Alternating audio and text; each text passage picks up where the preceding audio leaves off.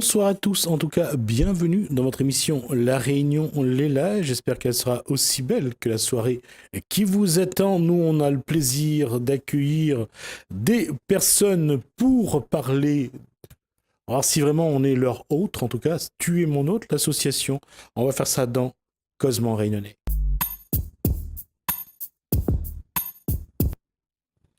Alors, on va commencer par celle qui va peut-être mener la discussion. Lidwin Gay, bonsoir.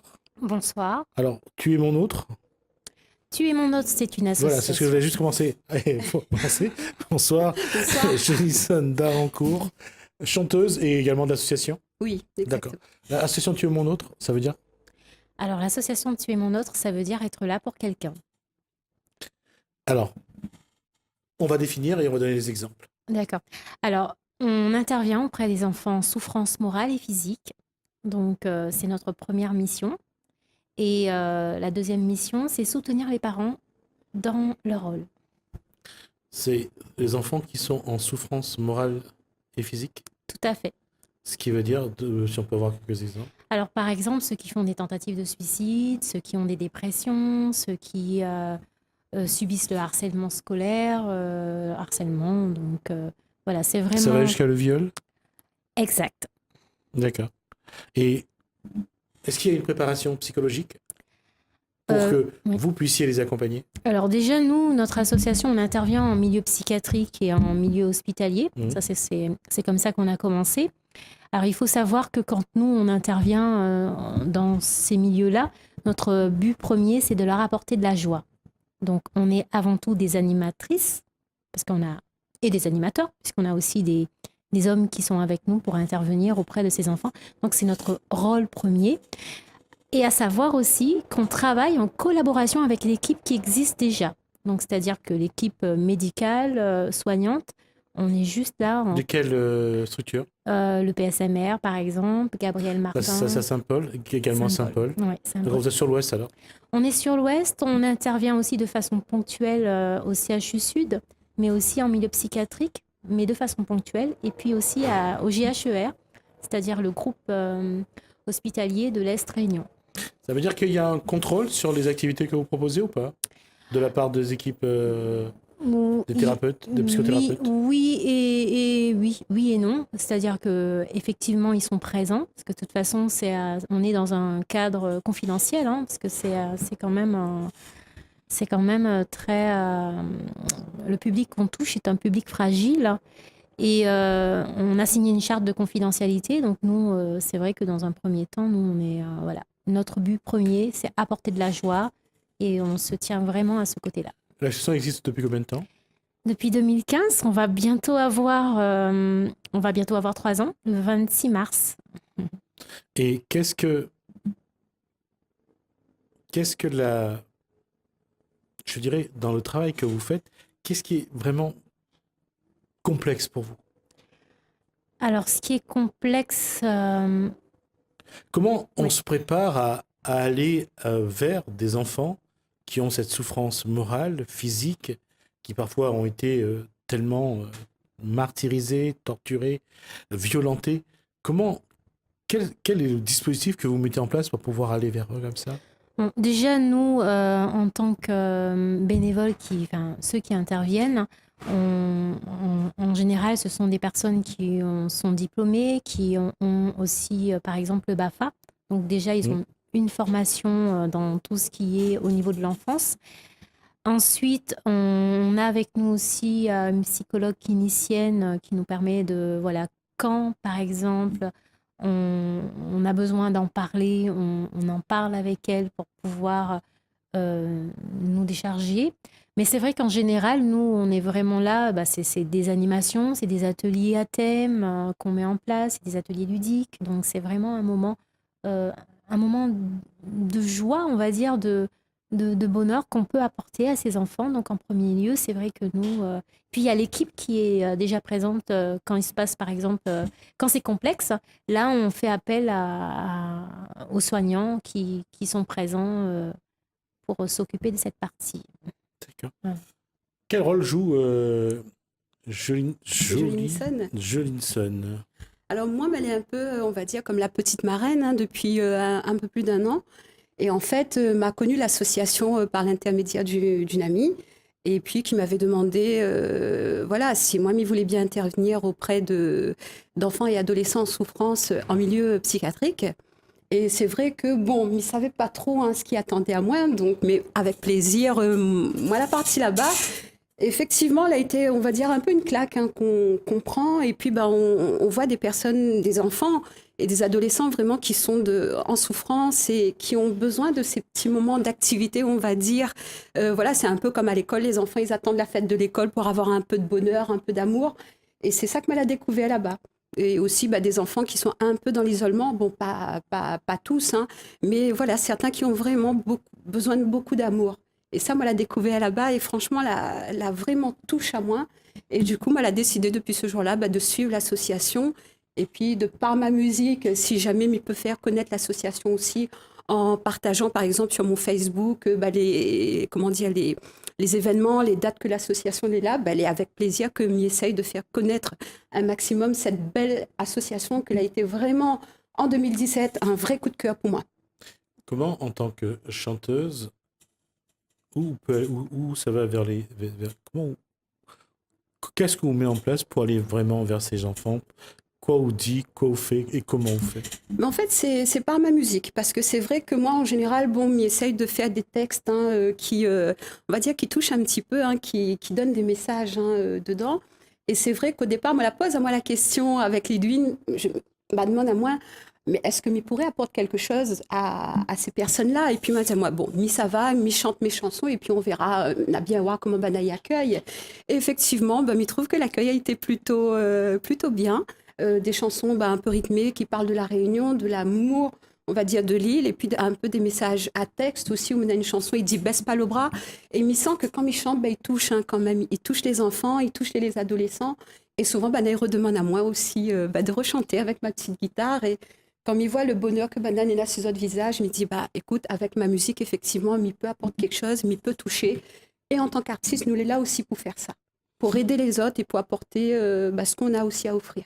La question sur la musique aujourd'hui qui apaise un peu l'espace de la chanson, leur chagrin, leur souffrance, Mhm. est-ce que ça, il veut dire que quelque part, ou essaye aussi de voir où peut faire pour essayer de changer un peu ces choses-là?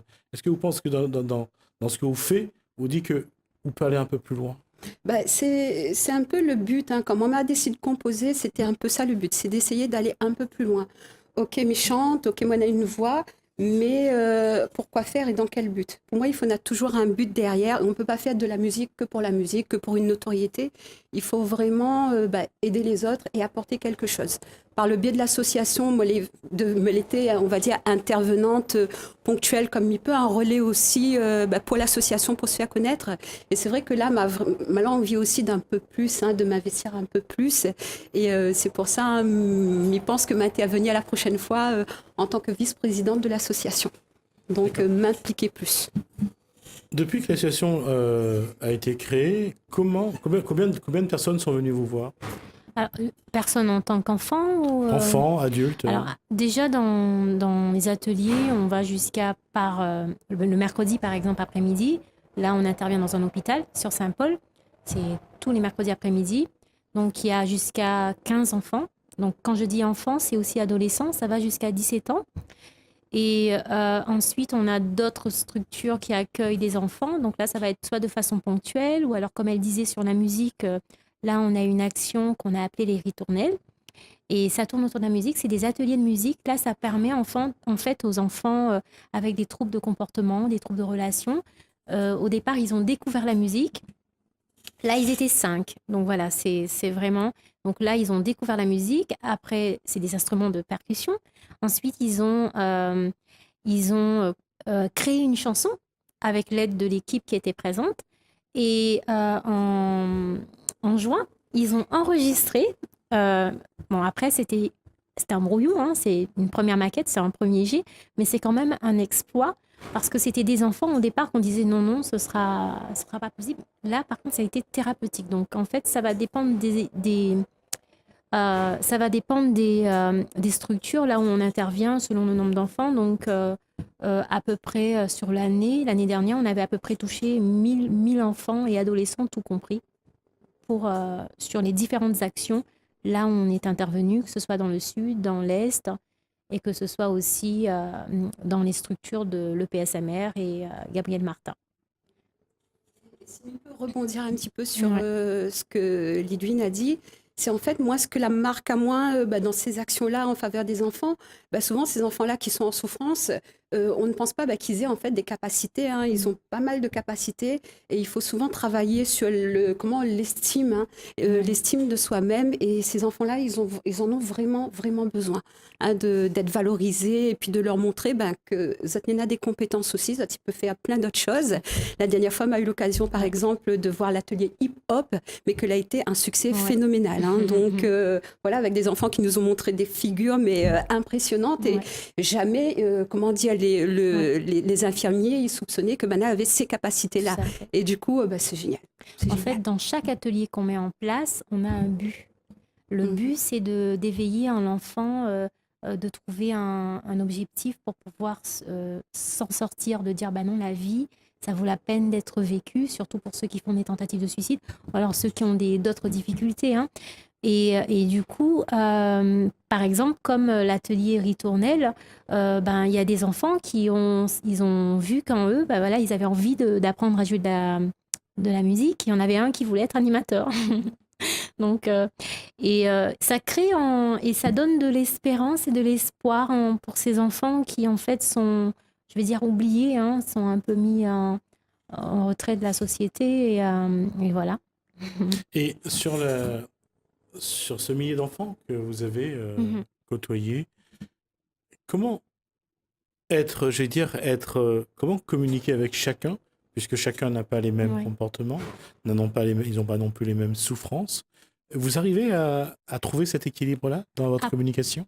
Après, par exemple, sur 12 enfants dans un atelier, sur les 12, il y aura toujours soit 2, soit 3 on va être plus sensible. On ne pourra pas parler à tout le monde parce que sur 2 heures, voire 3 heures d'atelier, c'est pas possible. Mais en fait, ça crée des échanges et souvent, c'est ce qu'on s'est dit à nous. Hein, même s'il y en a un enfant qu'on touche sur un certain nombre, déjà, c'est gagné. Mais c'est vrai que c'est pas évident de toucher tout le monde. Nous, on a des retours quand même de quelques enfants qui nous écrivent encore aujourd'hui et qui nous donnent de leurs nouvelles. Notamment, il y en a une dernièrement qui disait qu'elle avait fait une tentative de suicide et elle nous disait dernièrement son rêve aujourd'hui, son rêve, c'est de devenir pompier. Et puis dans une communication, on va dire que n'a rien de strict et défini. Hein. La communication, c'est quelque chose aussi, on va dire, d'un peu empathique. Hein. Donc c'est vraiment quand on est face à l'autre, comment on va dire que les comportements y adaptent. Hein. Donc voilà, c'est ce qu'on appelle l'empathie. Hein. Donc voilà, si on a ce côté-là, la communication, il devient un peu plus, on va dire, facile et on sait comment discuter, on va dire, avec chacun dans leurs différences. Justement, puisque c'est communiqué, je pense que vous êtes maman, vous avez des enfants. Oui. Moi non, pas encore. Je vous souhaite pour le moment où vous voulez. Mais justement, en tant que maman, comment on arrive à établir cette communication avec des enfants des autres, sachant qu'ils ont besoin à ce moment-là d'un peu plus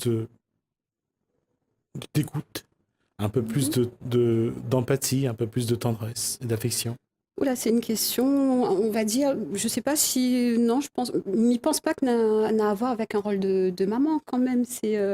Pour moi, c'est autre chose. Après, je ne sais pas, quand où l'envie d'aller vers les enfants en souffrance, ça n'a pas forcément à voir avec la famille.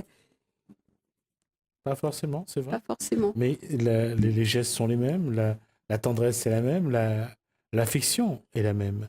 L'affection qu'on donne, c'est de l'affection. Ça reste de l'affection. Oui, ça reste de l'affection. Après, forcément, l'amour d'une mère pour ses enfants, les pas tout à fait pareil, c'est autre chose. Mais après, un enfant, que ce soit les siens ou pas les siens, franchement, l'affection est là, l'amour est là. Et puis voilà, on va dire que l'amour, c'est universel. D'accord. Mais oui, l'amour est universel. Mais bon, apparemment, c'est l'univers qui a du mal à s'en rappeler. Ça même. La question, encore une fois, tu es mon autre, l'association Tu es mon autre, déjà dans la définition même du titre, c'est vraiment de dire que l'autre est l'autre partie de soi. En fait, ça veut dire être là pour quelqu'un. C'est vrai que d'où vient ce titre, enfin, pourquoi on l'a appelé ce nom, cette association, ce nom-là. Ça vient en fait d'une rencontre avec une mère de famille, la fondatrice, Carole Floricourt, qui a rencontré une maman. Sa fille avait fait une tentative de suicide. Et du coup, elle lui avait demandé si elle pouvait visiter sa fille à l'hôpital. Donc, elle a été. Et au bout de plusieurs visites, sa fille s'est sentie mieux. Et suite à ça, c'est vrai que c'est de là qu'est née l'association. Mais en même temps, ça vient aussi de cette amitié qu'il y a entre elle et moi, de 20 ans d'amitié. Et lorsqu'on en avait parlé, parce qu'on cherchait un nom, de notre amitié, qu'on a toujours besoin de quelqu'un dans la vie pour s'encourager, pour aller plus loin, pour parler aussi on a toujours besoin de quelqu'un. Voilà, ça veut dire ça. Tu es mon autre. Donc là, il nous avait parlé de la chanson de Lara Fabian et de Morane. C'est comme d'accord. ça que on a donné à ce nom à l'association Tu es mon autre, parce qu'en fait, ça reflétait exactement le besoin d'avoir quelqu'un pour écouter, mais aussi pour parler. C'est vraiment ce... Vous avez parlé plusieurs fois de suicide. Il y a autant de tentatives de suicide que ça à La Réunion? Non, moi j'ai parlé de suicide parce que c'était la première cause qui est arrivée, mais c'est vrai il y a des tentatives, c'est vrai que nous on rencontre sur les lieux où on intervient, mais il y a aussi d'autres causes, hein. Il n'y a pas que ça, il y a aussi d'autres causes, il y a des dépressions, il y a voilà, des moments, des sentiments de mal-être. Voilà, donc... Et parmi les souffrances psychologiques, parce qu'apparemment c'est surtout des souffrances psychologiques, mhm, est-ce qu'aujourd'hui, au niveau des psychothérapeutes, puisque c'est eux qui, que ce soit les psychiatres, ouais. les psychanalystes ou les psychanalystes ou bien les psychologues, est-ce que le travail que vous faites aujourd'hui est intégré à leur travail d'accompagnement? Oui, oui, c'est intégré déjà au niveau de l'association, enfin au niveau dans les hôpitaux. Après, on est au tout début, hein, donc on a 3 ans d'expérience. Donc, Quelle est votre formation? alors moi, je suis coordinatrice, mais j'ai mon BAFA. D'accord. J'ai c'est pas un diplôme, mais Non, c'est non, quand même. non, non, ça apprend, ça, ça apprend des techniques ça, d'organisation voilà, tout à et de fait. communication. Tout à fait, tout à fait. Donc, et puis j'ai des expériences dans ce côté-là. Donc voilà. Ouais. Mais sinon, mon diplôme en premier, je suis assistante de direction. Ça, c'est mon diplôme en premier. Donc du coup, moi, je m'occupe de la partie administrative, notamment de l'association. Donc voilà. Pourquoi je vous pose la question, c'est parce que lorsque vous êtes face Mhm. à ces personnes, Ouais, il y a des mots à dire, il y a des phrases tout à à fait, faire, il y a des tout à fait. postures à avoir, Mhm. et il ne faut pas dire n'importe quoi, il faut toujours Ouais, être dans la bienveillance, toujours tout à être fait. dans la pensée positive, Mhm. ou la psychologie positive d'ailleurs, et ça exige quand même de Mhm. vous Ouais. des Une formation. connaissances, une Ouais. formation, Ouais. et ça, c'est Ouais. pas non plus donné à tout le monde. C'est pour ça que il était important pour nous d'avoir soit des personnes qui ont un diplôme dans le milieu de l'enfance, Mhm. soit le BAFA, ce qui est Mhm. important. Après, oui, on a des mamans qui veulent venir, qui viennent, donc, mais c'est très rare, hein, parce que bon, voilà. Et puis, on a des professionnels, comme professionnels de musique. Par exemple, celui qui intervient avec nous, lui, il intervenait déjà avec des personnes aveugles. Donc, il avait déjà il a une pédagogie, mais c'est incroyable qu'il a. Et puis, de toute façon, on a toujours un soignant qui est avec nous. Donc, de toute façon, nous, on n'est pas là pour faire la partie thérapeutique. C'est pas notre rôle. Notre rôle premier, c'est d'apporter la joie, d'apporter ces moments. Et après, c'est sûr que si l'enfant veut se confier, bon, ouais, il se confie. Mais si l'enfant ne se confie pas, c'est pas notre rôle premier d'être là Vous pour, devez en tout cas leur voilà, apporter une voilà, activité. voilà, voilà. Ça, c'est notre objectif premier. L'objectif premier. Là, pour, pour la chanteuse, chanter, c'est une façon aussi d'envoyer ces messages que vous devez envoyer. Oui, oui, c'est ce que je disais tout à l'heure. Donc Ouais. chanter, c'est le côté où on fait passer des messages, on essaye d'apporter vraiment quelque chose à l'autre. Et ça, c'est vraiment important hein, dans les textes que m'y écrit. C'est ce que m'y essaye à chaque fois, de pointer un thème, un sujet, et puis d'être dans la bienveillance, dans l'empathie, et puis l'amour aux autres. Il doit nous rester un petit peu à peu près 5 minutes. La question, c'est que qu'est-ce qu'il y a des rendez-vous cette année? Vous avez des événements, des actions qui vont être menées. Est-ce que vous allez ouvrir un petit peu? Quelle va être la démarche à suivre pour les jours, les semaines à venir? Alors, à côté de ça, donc on s'occupe, comme je disais tout à l'heure, on s'occupe des enfants, mais on s'occupe aussi des parents, parce que on a eu aussi ces attentes-là, ces besoins qui se sont révélés.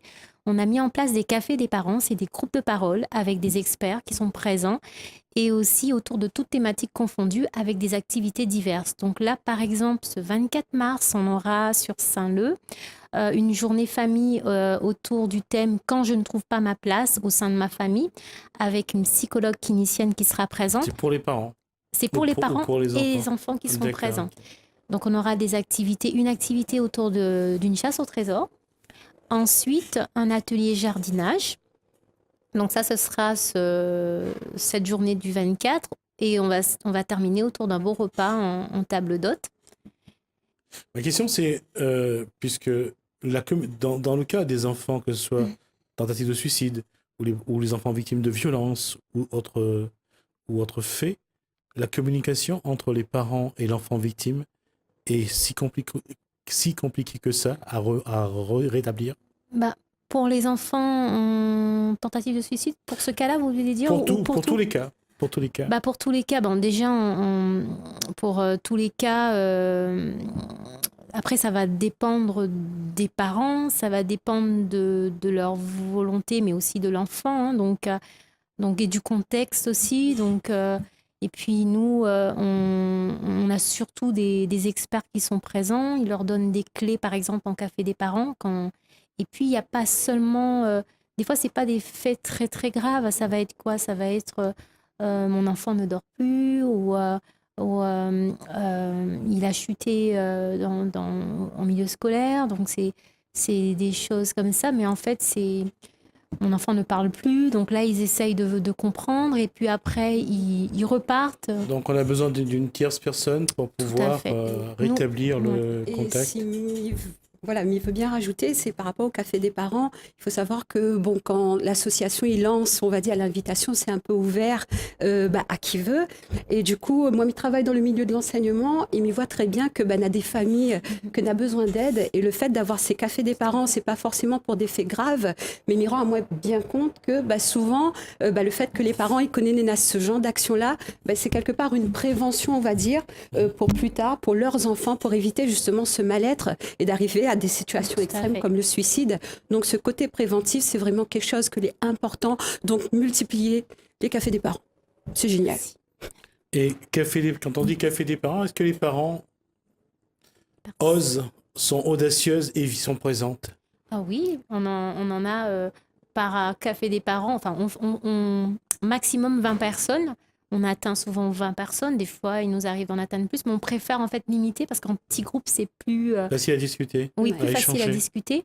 Et ça crée des liens entre parents. Donc, on a des parents qui sont monoparentales, qui sont seuls. On a des parents, familles traditionnelles. Ça crée des liens. Et on a même des papas aujourd'hui qui viennent et qui parlent facilement, alors qu'il y a quelques temps de cela, ils avaient du mal, ils n'osaient pas, quoi. Il nous reste moins de 2 minutes. Ma question, c'est puisque vous êtes à la télé, est-ce qu'il y a des choses que vous avez besoin? Est-ce que vous avez besoin de soutien de personnes? Est-ce que vous avez besoin de bénévoles encore? Qu'est-ce qui pourrait vous aider dans votre démarche? Alors, par exemple, là, on a une action qui s'appelle le projet Arc-en-Ciel. C'est redonner des couleurs au mur de l'association, pas l'association, de l'hôpital de jour de Saint-Paul. Et c'est là où il y a des enfants qui sont hospitalisés. Et là, on est en train de refaire les murs. Donc, on a besoin de soutien financier ou alors de soutien comme dons en nature. Par exemple, les meubles, le mobilier, on aimerait bien refaire, leur donner du mobilier neuf et aussi au niveau du jardinage. Donc, c'est vrai que si il y a des cœurs généreux qui souhaitent nous soutenir dans cette belle œuvre parce que c'est une belle cause pour le bien-être de ces enfants. Contactez-nous. Vous attendez que les gens fassent en tout cas don de quelque chose, vous apportent en tout cas des moyens pour vous aider dans cette démarche. En tout cas, merci Jolinson et Darancourt, donc chanteuse. Merci à Lidvin Gay, donc l'association Tu es mon autre. En tout cas, le titre est magnifique. Je ne sais pas si je connais pas la chanson de Morane et de Lara Fabian. Je vais l'écouter pour voir. Alors, je préfère pas chanter parce qu'il va pleuvoir. En tout cas, merci à vous et merci à On va juste faire une expérience. Allez-y, on va voir s'il va pleuvoir. Merci en tout cas à vous deux. Ça a été un excellent moment. J'espère que, en tout cas, vos messages seront entendus et que vous serez des personnes pour vous apporter du soutien et des moyens. On va passer, nous, à quelque chose. On va ouvrir, restez avec moi. On va rouvrir une page politique. Rappelez-vous, ce soir, donc, je vous dis, Philippe Leconstant, premier secrétaire fédéral du PS, passe la main. Il y a une dizaine de jours, donc, lors du congrès du PS, il a fait le bilan de ces deux mandatures. Dans cette interview, il parle aussi de son avenir. Quel bilan de ces deux mandats, Philippe Leconstant, en tant que secrétaire, bien sûr, premier secrétaire fédéral? Je crois que dans un contexte difficile, la fédération a tenu son rang.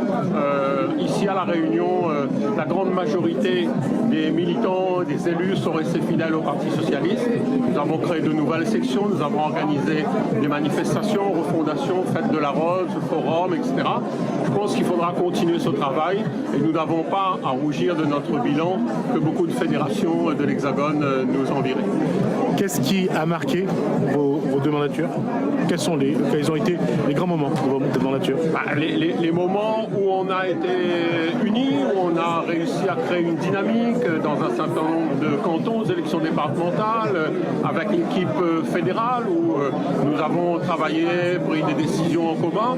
Je crois que c'est un travail d'ensemble qui fait que aujourd'hui nous avons rempli une salle de 400-500 personnes. C'est le fruit d'un travail quotidien et j'ai été aidé dans ces fonctions par la direction, les membres, par les secrétaires de section et je pense qu'encore une fois, dans un contexte difficile, la fédération a tenu son rang.